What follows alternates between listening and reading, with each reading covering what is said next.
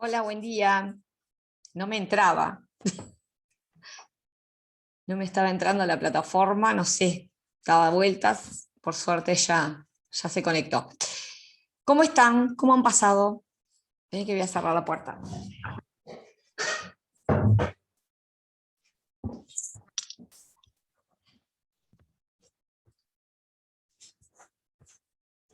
¿Cómo ha pasado? ¿Están por ahí?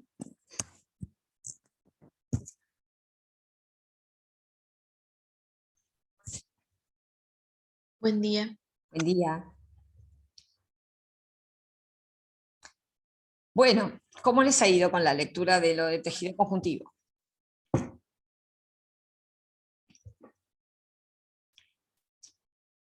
¿Se acuerdan cómo se clasifica el tejido conjuntivo?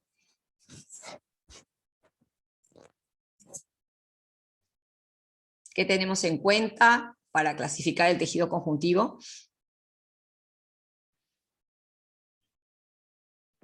La consistencia de la matriz extracelular. Muy bien. ¿Y cómo dijimos que podía ser la consistencia de la matriz extracelular?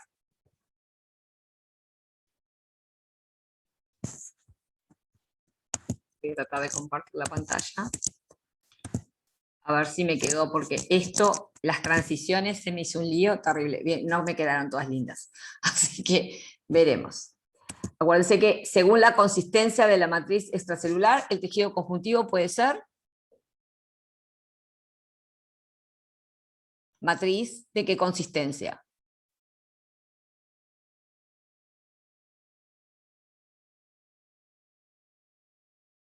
¿Saben lo que es consistencia, no? ¿Qué significa consistencia? Yo tengo este objeto es duro, ¿verdad? Eso es una consistencia, pero si yo qué sé, toco la ropa, esta es consistencia blanda, ¿sí? En los tejidos conjuntivos la consistencia puede ser líquida, puede ser semilíquida, puede ser semisólida o sólida gelatinosa, como habíamos dicho en la clase pasada, o puede ser sólida dura, ¿sí? Cuando es líquida esa consistencia, ¿cómo le llamo al tejido conjuntivo?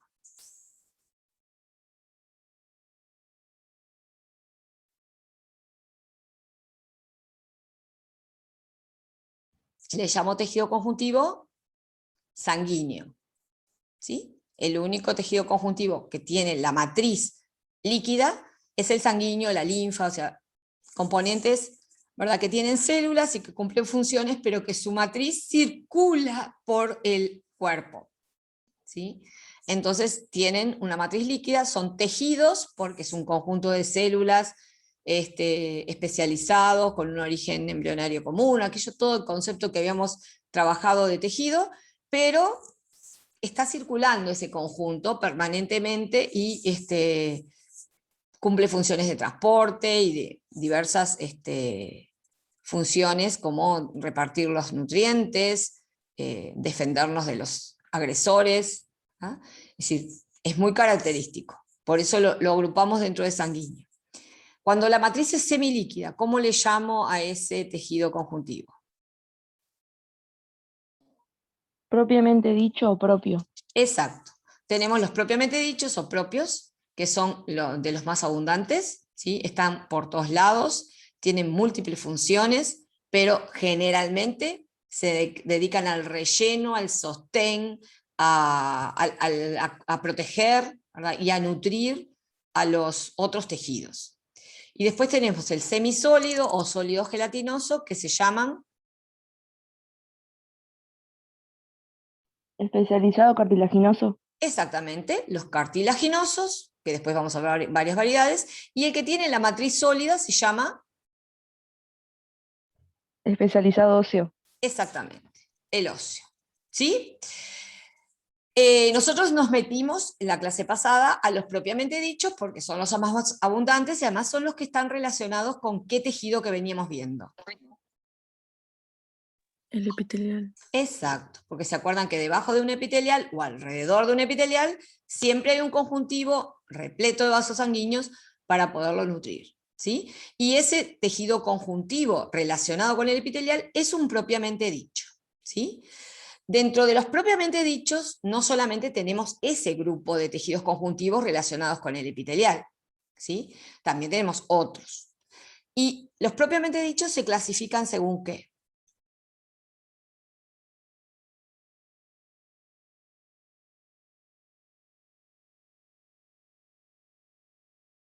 ¿Qué criterio se usa para clasificar a los propiamente dichos?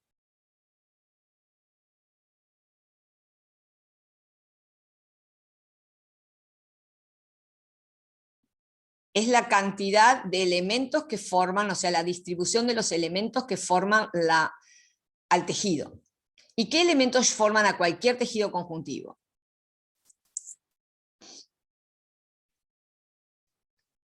¿Qué elementos forman al tejido conjuntivo? A cualquiera.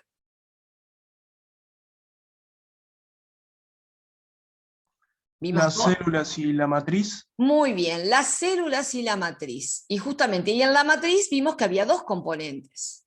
¿Cuáles son los dos componentes de la matriz? Las fibras y la sustancia fundamental. Perfecto. Así que podríamos decir que el tejido conjuntivo está formado por tres componentes básicos, que serían las células, las fibras y la sustancia fundamental. ¿Sí? Que juntos las fibras y la sustancia fundamental forman la matriz extracelular. Por eso, según la distribución de los componentes de la matriz extracelular, nosotros distinguimos dos grandes grupos de tejidos, o tres grandes grupos de tejidos, cuatro grandes grupos de tejidos conjuntivos, ¿sí? Porque vamos a tener que fijarnos, los que tienen los tres elementos más o menos en la misma proporción, en los que predominan las fibras, en los que predominan las células y en los que predomina la sustancia fundamental. Entonces distinguimos el que tiene los tres elementos más o menos en proporción semejante, es decir, que hay tanto fibras como células como sustancia fundamental, lo llamamos laxo. ¿Sí? Está todo muy desordenado, muy flojo, por eso el nombre de laxo. Cuando predominan las fibras, lo llamamos denso. Cuando predomina la sustancia fundamental o propia, lo llamamos mucoso. Y cuando predominan las células, tenemos, por ejemplo, el adiposo. No quiere decir que sea el único, va a ser el que vamos a ver. Pero también está el tejido hemocitopoiético, que es un tejido conjuntivo propiamente dicho, que tiene predominancia de células, ¿sí? A ver, otro que pueda tener predominancia de células, que ahora me acuerdo, el fibrohialino también, que sin embargo se llama fibrohialino, pero tiene predominancia de células, y es un tejido conjuntivo propiamente dicho, ¿sí? Es decir, hay unos cuantos tejidos que nosotros no los vamos a mencionar por cuestiones de tiempo, pero recuerden que hay 4 variedades de tejido conjuntivo propiamente dicho. El que los tres elementos están en una proporción semejante y se encuentran todos desordenados, laxo. En el que predomina uno de los elementos, y ese elemento son las fibras, entonces los llamamos densos. En el que predomina la sustancia fundamental, le digo mucoso, y dentro de los que predominan las células, tengo el adiposo como ejemplo que vamos a ver. ¿Sí? En el denso, las fibras pueden ser de dos tipos. ¿Quién se acuerda cómo están constituidas las fibras del tejido conjuntivo?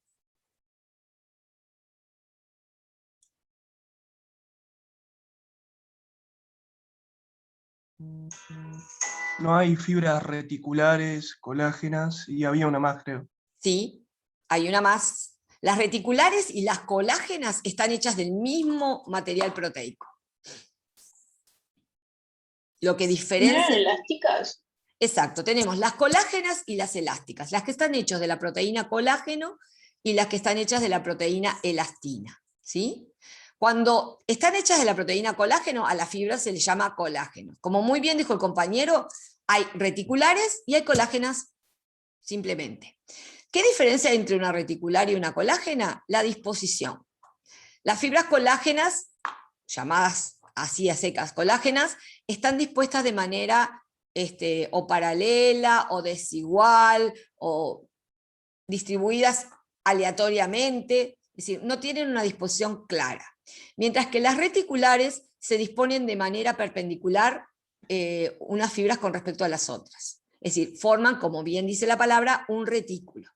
¿Sí? Hay un tejido que tiene esas características, que es el aponeurótico, que es un tejido propiamente dicho, denso colágeno, que tiene disposición reticular, ¿verdad? Las fibras colágenas se disponen unas paralelas hacia un lado y las otras lo atraviesan en el sentido perpendicular, formando un enrejado de fibras. ¿Sí? Entonces, dentro de las de proteína colágeno, tenemos todas se llaman colágenas, y después las que tienen elastina, a todas se les llama elásticas. Dentro de las que tienen colágeno, de acuerdo a si están ordenadas o desordenadas, tenemos estos tres tipos. El tendinoso tiene todas las fibras colágenas dispuestas de manera paralela. O sea que uno ve el tendinoso y ve todo líneas paralelas, no perfecto, no vayan a pensar que es algo geométrico, pero sí no se cruzan las fibras. En el aponeurótico tienen esa disposición que dijo el compañero reticular, forman un enrejado. ¿Sí? Y en el fibroso, las fibras colágenas están todas desordenadas. ¿Sí? Hay colágenas, pero se cruzan, no se cruzan, pero no lo hacen de manera perpendicular. Si se cruzan, es fortuito. ¿Sí? Y en las elásticas, las fibras están constituidas por otra proteína, que es la elastina. ¿Sí? No es colágeno. Entonces, en un mismo tejido podemos llegar a encontrar de los dos tipos de fibras. ¿Sí? Por ejemplo, en el laxo, que la proporción de componentes es semejante, nosotros tenemos células, sustancia fundamental, fibras de colágeno y fibras elásticas. Y en algunos laxos, las fibras se encuentran desordenadas, cuando más laxo, más desordenadas, pero a medida que se va haciendo más denso, esas fibras se van como organizando un poquito más, y vamos empezando a encontrar que forman un tendón, que forman una aponeurosis, ¿verdad? Que forman una estructura fibrosa, ¿verdad? Y nos vamos a encontrar que tienen un rol mucho más de sostén y de protección que lo que tenía el laxo. Es decir, es el mismo tejido, lo único que los componentes se van aglomerando más de acuerdo a las necesidades funcionales que tiene el organismo. Ustedes piensen, por ejemplo, los músculos. Si alguna vez comieron carne, ¿vieron esos que dicen la carne que tiene muchos nervios? No sé si sintieron hablar, este es churrasco de fonda, puro nervio. El nervio no tiene nervios, realmente la carne no le llegan nervios. Eso que nosotros comemos y vemos que nos cuesta tironear esa milanesa que de repente uno tiene que andar luchando con ella, eso no son nervios, son aponeurosis. Si ustedes observan un fascículo muscular, o sea, en la carnicería van y miran un trozo de carne, van a ver que está rodeado de una telita como medio transparente, que lo envuelve junto con la grasa por fuera. Esa telita medio transparente que después vemos que se mete hacia adentro, y en algunos cortes de carne se mete mucho más hacia adentro.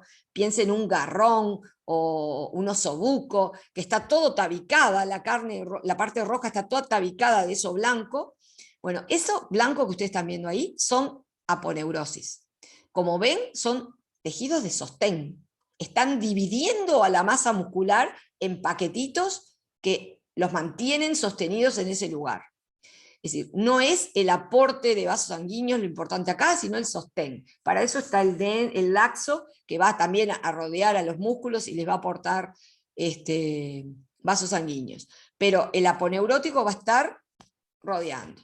Así que cuando nosotros estamos comiendo una milanesa y no la podemos cortar, o es algo medio duro, lo que estamos comiendo son aponeurosis, ¿eh? Que son fibras puestas de manera reticular, imagínense todas entrelazadas, formando una malla que está recubriendo y protegiendo. Es un tipo propiamente dicho, pero a predominancia de células, de fibras, ¿sí? En este caso, fibras de tipo colágeno. Las fibras de colágeno son sumamente resistentes. El colágeno es una proteína fibrilar que tiene aspecto de cuerditas, ¿sí? Por eso lo de fibrilar, y que forma redes muy importantes de sostén de los órganos del cuerpo. Por eso vieron que el tejido conjuntivo propiamente dicho siempre está rellenando espacios, ¿sí? Hay un músculo, bueno, alrededor siempre hay un tejido conjuntivo propiamente dicho, de los dos tipos, laxo y denso. Algunos con función nutricia y otros con función de sostén, de protección, ¿sí? El tejido conjuntivo siguiente era el mucoso. Vieron que dice a predominancia de sustancia fundamental. Bueno, este tejido conjuntivo lo encontramos muy poco en el adulto, pero sin embargo es muy abundante en el embrión, en el feto, ¿sí? Es un tejido conjuntivo embrionario, ¿sí? En el feto forma parte al comienzo de lo que va a ser el esqueleto, después se transforma en un tejido óseo, primero en un cartilaginoso y después en un óseo, pero es la base prácticamente del inicio del tejido conjuntivo. En el adulto prácticamente no lo encontramos, ¿sí? Muy escasos lugares lo encontramos. Entonces, para poderlo observar, generalmente se recurre a cortes de cordón umbilical, que el cordón umbilical está hecho casi todo tejido conjuntivo mucoso. Así que va a ser un tejido muy particular que vamos a observar en algunos lugares en particular y no muy abundante. Por eso también, si los clasificáramos según el origen embrionario, según el grupo, el momento de la vida, ¿verdad? Según la edad, diríamos que el mucoso estaría dentro de los embrionarios y el laxo, el denso y el adiposo dentro de los adultos. El tema que ese tipo de clasificaciones, según la edad en que se encuentra el tejido, no nos sirven para nada para poderlos identificar, ¿no? Saber el momento de edad en que se encuentra un tejido u otro, en realidad no nos aporta nada para clasificar. Por eso, a pesar de ser muy imperfecta, esta clasificación, según la consistencia de la matriz extracelular, es la que mejor nos permite diagnosticar a los tejidos conjuntivos, ¿sí? Es decir, sé que es muy imperfecta porque cuando ustedes empiecen a ver, van a decir, pero ¿y este no tiene? No le va a encajar perfecto en nada, pero sí los va a rumbear hacia dónde mirar y poder determinar qué tipo de tejido conjuntivo es. Siempre sepan que tienen que arrancar por la matriz. No a diferencia de lo que hacíamos con el epitelial, que arrancábamos por la célula, acá tenemos que arrancar por la matriz. Y después sí ver qué células, qué cosas, qué distingo. Pero la matriz es la clave para clasificar a estos tejidos conjuntivos. Dentro del adiposo, nosotros ahora vamos a seguir viendo las células que habíamos empezado la clase que viene. Vamos a ver que hay dos tipos de adiposo, el blanco y el pardo, o el marrón, también le dicen, que está... También podríamos decir que el pardo es un tejido embrionario, ¿eh? Es decir, no hay, en el adulto no quedan tejidos conjuntivos pardos, todos se transforman en blancos, pero en algunos otros vertebrados sí persisten en la vida adulta. Por ejemplo, en los animales que hibernan, la grasa parda es muy importante, porque justamente es ese tejido que le permite reservar ese material energético que es la grasa para tantos meses de inactividad.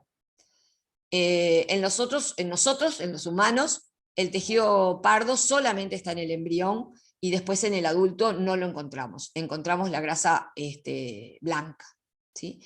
Que derivó, sí, del tejido, puede haber derivado de la grasa parda en un principio, pero también nosotros somos capaces de formar tejido adiposo a partir de conjuntivos laxos, ¿sí? Porque el conjuntivo laxo puede tener entre sus células algunos adipocitos. Y la gran mayor parte de los tejidos adiposos los formamos de adultos a partir del laxo. Sobre todo cuando se dan procesos de engorde, ¿no?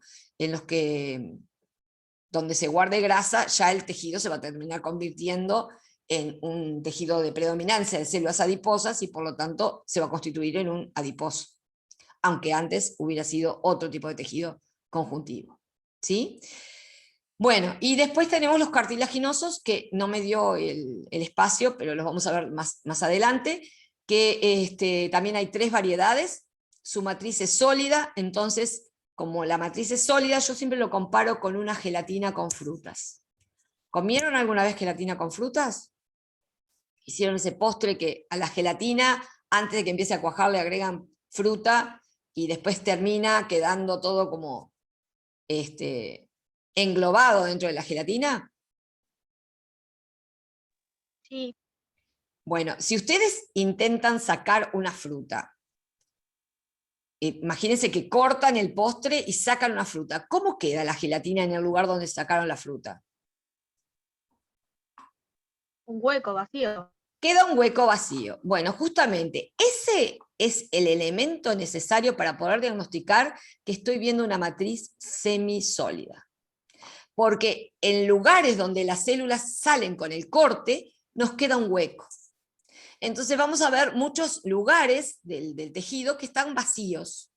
Y otros lugares que no están vacíos, pero alrededor de las células, ¿verdad?, va a quedar como un halo, un arito, ¿verdad?, que los va a rodear, de distinto color teñido, que nos va a dar la idea de la profundidad que tiene esa matriz, porque la célula está metida dentro de un hueco.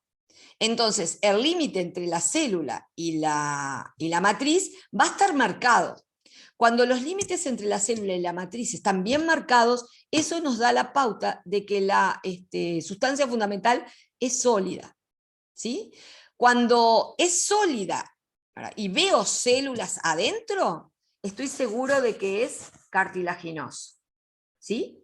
Si es sólida y no veo nada adentro, estoy seguro que es óseo, porque generalmente los óseos se observan en estado seco, cuando ya desaparecieron las células, ¿sí? Entonces es muy fácil distinguirlos. Y además la disposición que tienen los óseos va a ser muy diferente a la que tienen los cartilaginosos. Entonces eso también nos va a permitir saber que estoy observando un tejido que tiene la matriz sólida, pero ¿cómo yo sé que es sólida, semisólida o sólida dura? Porque el microscopio no me permite discernir eso. No puedo tocar el tejido. Entonces tengo que buscar estrategias de tinción o estrategias de observación que me permitan saber, bueno, lo que estoy viendo es un cartilaginoso o es un óseo, ¿sí? Pero eso dejémoslo para cuando estemos con los cartilaginosos y óseos. Preguntas.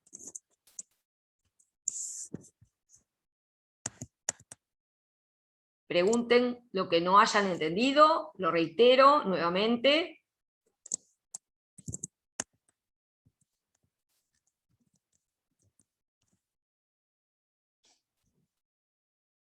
¿Está todo claro? Bueno, si está todo claro, vamos a volver a lo que estábamos viendo, que nos quedaron dos células por ver. Habíamos visto que en los tejidos conjuntivos propiamente dichos, como los laxos, podían haber una gran variedad de células, ¿sí? En cada tejido más especializado nos vamos a encontrar que esta variedad de células empieza a disminuir y predomina una célula. En los laxos tenemos esa flojera del tejido tan flojo, tan laxo, como dice la palabra, que nos permite que las células entren y salgan permanentemente. No me acuerdo si fueron del grupo de ustedes o de otro. Me preguntaron ayer en el chat cómo yo sabía clasificar a las células del conjuntivo laxo.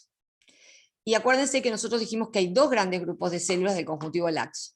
Aquellas que están fijas, o también las llamamos residentes, y aquellas que se mueven y van y vienen, o sea, las móviles. Todas las células del tejido conjuntivo forman parte o del grupo de las fijas o residentes, o del grupo de las móviles que van y vienen del tejido. Las móviles casi todas derivan de alguna célula sanguínea que cuando ingresa al tejido conjuntivo para cumplir su rol, se transforma en una célula del tejido conjuntivo y adopta alguno de los nombres. Esta en particular, el fibroblasto, habíamos visto que era una célula residente. Está siempre. ¿Por qué? ¿A qué se dedica esta célula? Crear Fabrica fibras. proteínas. No sé. Exacto, fabrica las proteínas, como bien dijo la compañera por ahí abajo, las proteínas de la matriz, ¿verdad? Las de las fibras y la de la sustancia fundamental, ¿sí? Sintetizan la matriz extracelular. Exacto, todo lo que está formando la matriz es formada por los fibroblastos. Por lo tanto, el colágeno de las fibras, la elastina de las fibras, es formada por los fibroblastos, ¿sí? En el interior del fibroblasto ocurre la síntesis proteica. ¿En qué organelo? Que lo vemos aquí. El retículo endoplasmático rugoso. Exactamente, porque en el retículo endoplasmático rugoso, ¿quiénes están? Los ribosomas, ¿no? Exacto, y acuérdense que los ribosomas son la fábrica de proteínas, ¿sí? ¿Cómo reconozco esta célula?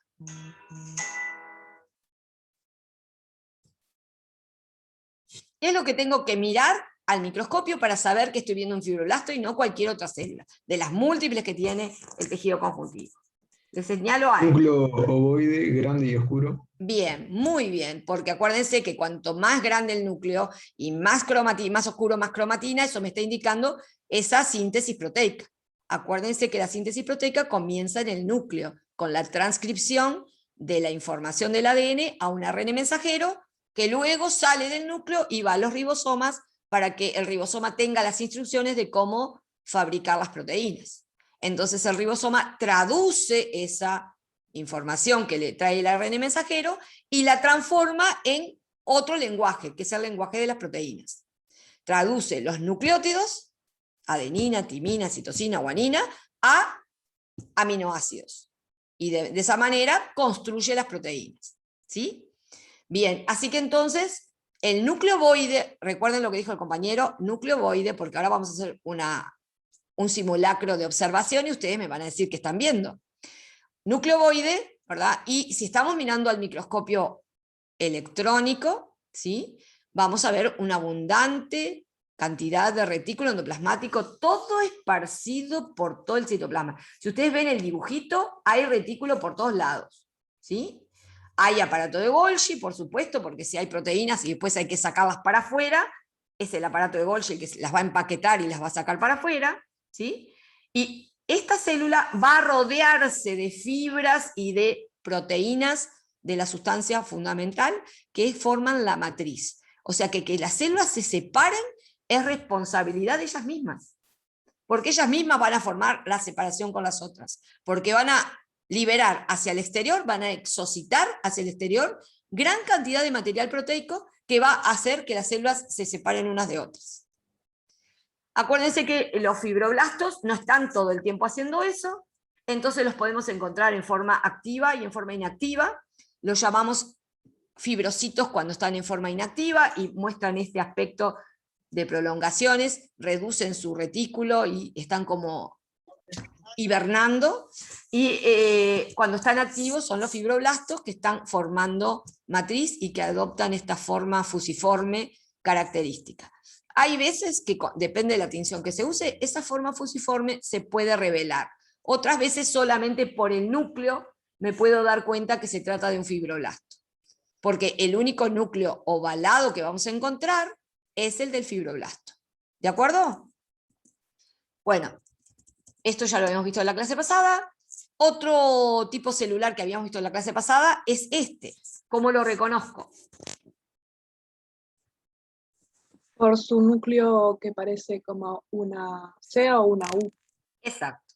El núcleo en herradura, letra C, letra U, como les guste más, pero es lobulado, tiene dos partes ese núcleo, ¿sí? Unidas por una barrita, ¿verdad? Que más o menos, que no es recta, no se vayan a imaginar algo perfecto, y además cambia de forma, pero tengo ese dato que es la única célula que voy a observar con un núcleo así, ¿sí? Adentro del tejido conjuntivo propiamente dicho, la única célula que tiene el núcleo en herradura o el núcleo en letra U o letra C es el del macrófago o histiocito. Y otro dato más. Después que el citoplasma tenía vacuolas y lisosomas más densos. Exacto, porque justamente si lo veo al microscopio electrónico me doy cuenta que hay vacuolas o hay vesículas menos densas y otras que son densas. Las menos densas corresponden a fagosomas y las densas a lisosomas. ¿Sí? Entonces, ¿qué función se estará cumpliendo acá adentro? Si hay muchos fagosomas y hay muchos lisosomas. La fagocitosis. Fagocitosis. Exacto. Y si después de la fagocitosis, ¿qué ocurre con ese material que queda introducido en una vesícula? En el cual actúan los lisosomas.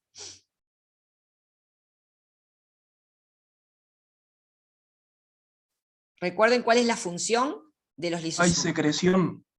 No, ¿Se digiere? la digestión, exactamente. La secreción existe, estoy de acuerdo contigo, pero no por los lisosomas, sino por otras vesículas del aparato de Golgi que son exocitadas hacia afuera, y entonces esta célula puede también tener una función secretora. Pero la función primordial puede ser, sí, la secreción, pero la primordial es la fagocitosis, es decir, la introducción de partículas sólidas al interior y su posterior digestión. ¿Sí?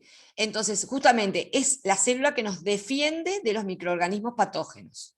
¿Sí? El macrófago está en la primera línea cuando el epitelio fue atravesado por alguna partícula, ¿verdad? Nos clavamos una astilla y nos entraron una cantidad de bacterias. Bueno, ahí están los macrófagos apostados para fagocitar cuánta bacteria haya entrado, cuánto virus haya entrado o cuánto agente extraño haya entrado.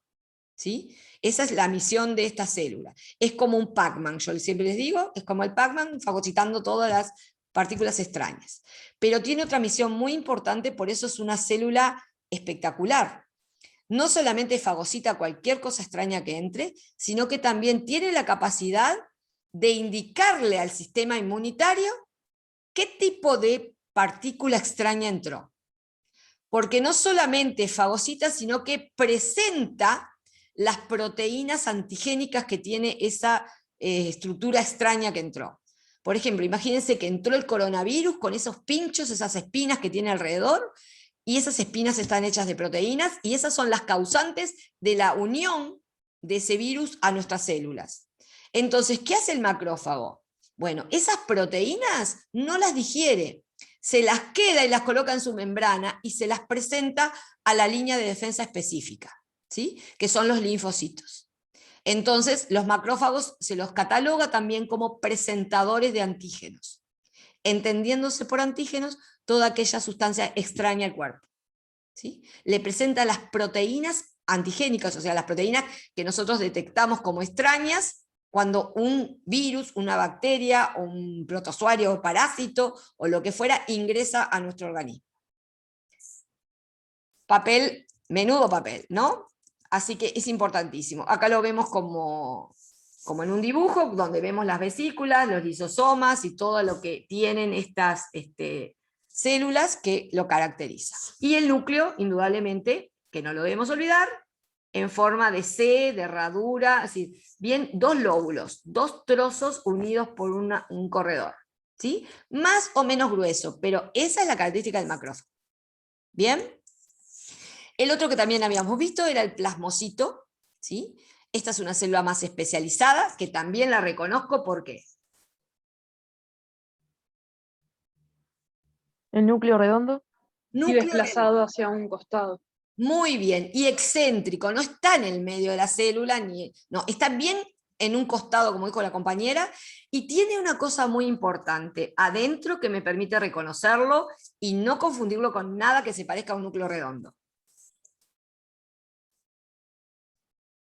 ¿Qué tiene? La forma de la cromatina. Exacto, la forma que adopta la cromatina, que es como si fueran rayos. ¿Se acuerdan que yo les contaba lo del carro? Y, bueno, es justamente, se le dice disposición de la cromatina en rueda de carro, pensando en los carros antiguos, no en los autos, ¿sí? En que las varillas esas de madera del carro parten de un centro y bueno, se dirigen hacia ese centro y hacia la periferia. Es decir, mucha imaginación los científicos en ponerle los nombres a las cosas, pero esa disposición de la cromatina, que no la van a confundir, estoy segura, cuando lo vean van a decir, ah, esto es un plasmocito, ya salta a la vista. El plasmocito es de estas células móviles que yo les hablaba, deriva de un linfocito de tipo B, o sea, células glóbulos blancos que circulan por la sangre, los linfocitos B, cuando son activados por el macrófago, cuando le presenta el macrófago, mirá esto lo que es, entonces ellos se transforman en plasmocitos, mejor dicho, salen de los vasos sanguíneos, se dirigen hacia el tejido infectado, y ahí se transforman en plasmocitos, hacen un proceso de diferenciación, activan algunos genes de funciones de lujo y se transforman en una fábrica de anticuerpos, ¿sí? Empiezan a fabricar proteínas, que son las inmunoglobulinas, por eso miren la cantidad de retículo endoplasmático que tiene esta célula, ¿sí? Es sumamente característico, ¿sí? Y se transforman entonces en fábricas de anticuerpos. Los anticuerpos son proteínas que tienen misión de defendernos específicamente contra un tipo de noxa patógena, ¿sí? Una noxa biológica patógena. Entonces, ¿qué hacen? Se forman anticuerpos que serían como inmovilizadores de antígenos. Entonces, el anticuerpo se une al antígeno y ¿qué le provoca? Le provoca que no se pueda mover, no se pueda meter dentro de una célula. Le provoca que se aglutinen todos juntos, entonces venga un macrófago y como están quietitos ahí, no se metieron en ningún lado, fagocite todo eso. ¿Ah? Ayudan al macrófago a cumplir con su función, ¿sí? Inactivando al virus o a la bacteria o al agente patógeno que haya ingresado. Por eso se dice que tienen funciones de neutralizar a los antígenos, de aglutinar a los antígenos, ¿sí? Para favorecer la acción del macrófago, o también hay algunos anticuerpos que tienen la capacidad de eliminar el antígeno, ¿sí? Depende del tipo de anticuerpo, depende del tipo de germen que haya entrado, es la acción que va a tener el plasmocito. Hay 5 tipos básicos de anticuerpos que después, cuando estemos viendo defensas, que va a ser próximamente cuando veamos tejido sanguíneo, vamos a ver cuáles son. El otro tipo celular, que creo que acá nos habíamos quedado. Creo que no habíamos llegado a este. ¿Verdad? Sí, a ese no habíamos llegado. A este no habíamos llegado. Bueno, este tipo de célula es una célula muy importante, móvil dentro del tejido conjuntivo propiamente dicho, y que tiene muchísimos nombres. Le pueden decir mastocito, que es el más fácil de aprenderse, o célula cebada, o célula de Maxellen, o sea, tiene muchísimos nombres. No me importa cuál se aprendan, lo que sí me interesa que lo identifiquen. Si ustedes se fijan en la microfotografía electrónica, ¿el núcleo cómo es?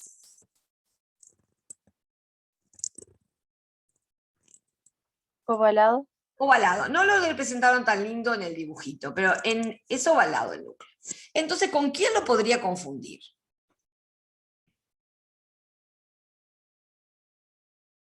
¿Con el fibroblasto? Exacto.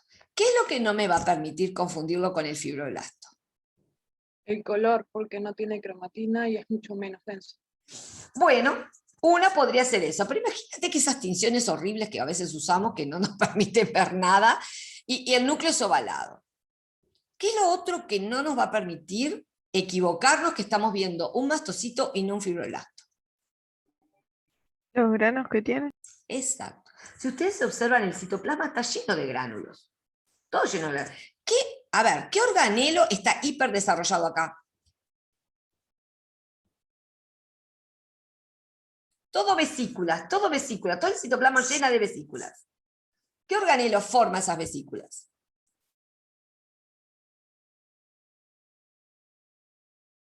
Mírenlo en los dibujitos. En el dibujito está bien claro que no vemos ni retículo, el retículo es una desgracia acá, y miren quién está acá trabajando todo Es vapor. el aparato de Golgi. Exactamente, aparato de Golgi. Cuando veo vesículas adentro de una célula, hay una intensa actividad del aparato de Golgi, que es el que forma esas vesículas, acuérdense, o formando lisosomas, o formando vesículas de secreción, ¿verdad? O de excreción, ¿verdad? O formando vesículas para formar parte de la membrana celular, cuando lleva elementos para constituir la membrana celular. Entonces, si acá tengo muchas vesículas, indudablemente que el aparato de Golgi está trabajando muy bien. Ahora, ¿de qué son estas vesículas? ¿Quién leyó qué vesículas tiene el mastocito?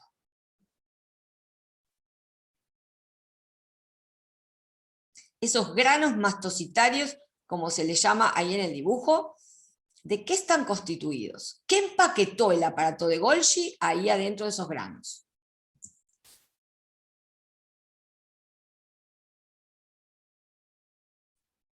¿Eran las proteínas? Son proteínas, sí estoy de acuerdo, pero ¿qué proteínas? Hay 2 proteínas. ¿Es la heparina y la histamina? Exactamente.